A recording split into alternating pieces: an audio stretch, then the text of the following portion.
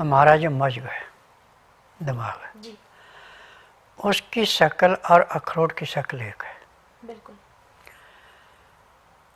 जिस अंग को हमें जो चीज़ चाहिए वो फल के अंदर भी वो चीज़ है। अखरोट सर्दियों में यदि आप 2 या 3 अखरोट सुबह खाते हैं जी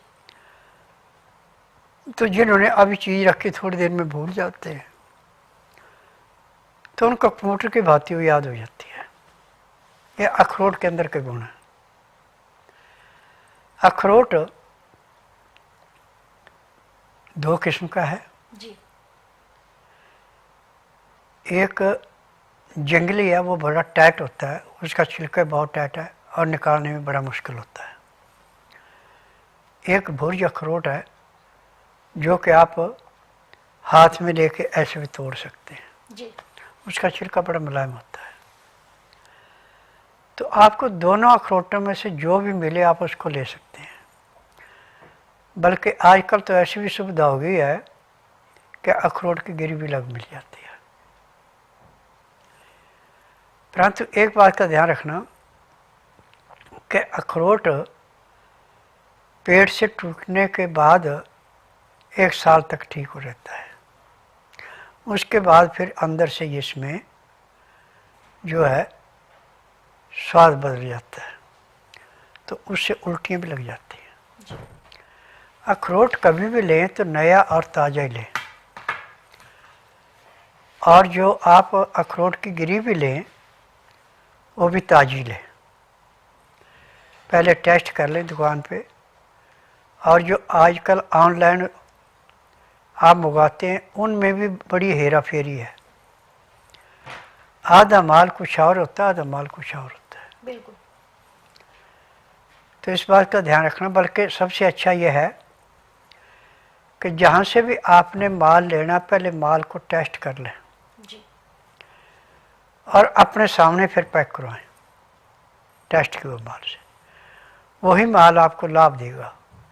यदि आधा माल ठीक है, आधा माल ठीक नहीं है, तो आपको उससे नुकसान होगा। अखरोट खा के आपको ठंडा पानी नहीं पीना कभी भी, कम से कम 2 घंटे तक। और ऐसे 12 महीने जो हल्का गर्म पानी पीता है, ना तो उसके चेहरे पे झुर्रियाँ आती हैं और ना ही उसको कभी कब्ज होती है। जी ठंडा पानी पीने वालों को कब्ज भयंकर होती है। और जो खाना खाते समय पानी नहीं पीता, पानी पीता घंटे 1.5 घंटे बाद, उसको कब्ज के कई रोग पैदा होते हैं। और हमारा शरीर का मुख्य अंग है लीवर।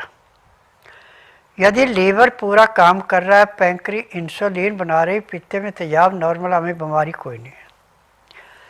जब भी शरीर में कोई बीमारी होगी तो लीवर की पाचन शक्ति कमज़ोर पड़ेगी, पैंक्री इंसुलिन नहीं बनाएगी, खाया पिया पेट में सड़ेगा, जिससे आपके पित्ते का तेजाब बढ़ जाएगा। फिर आपको रोगों की भरमार लगेगी। आर्टिफिशियल चीज़ें ये रोग को बढ़ाती हैं, घटाती नहीं हैं।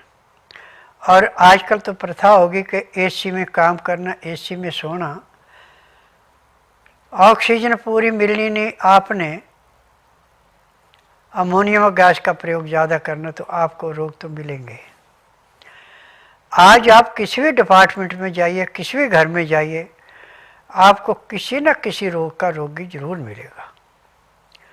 परंतु यदि आप नॉर्मल वातावरण में रहते हैं, एसी फ्रिज कूलर से दूर रहते हैं, मैं कहता हूँ आपको किसी डॉक्टर हकीम की ज़रूरत नहीं, आपको रोग ही कोई नहीं होगा। जितने रोग हैं मैदे की चीज़ों से, छने हुए आटे से, धुली दालों से, छिली सब्जियों से हैं।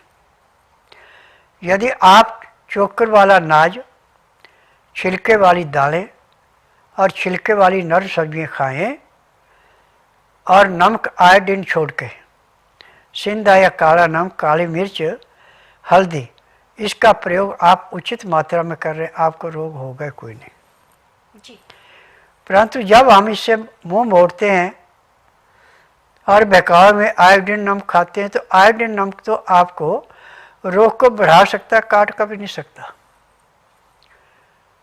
और आयोडीन हमारी सब्जियों में, दालों में, अनाज में, सब में पूर्ण मात्रा में जितना हमें चाहिए। हमें फालतू आयोडीन की ज़रूरत ही नहीं है। और जो आयोडीन सिंधे नमक में, काले नमक में नेचुरली है, वही लाभ करता है। जो बनावटी आयोडीन मिलाया गया है, ये नुकसान करता है।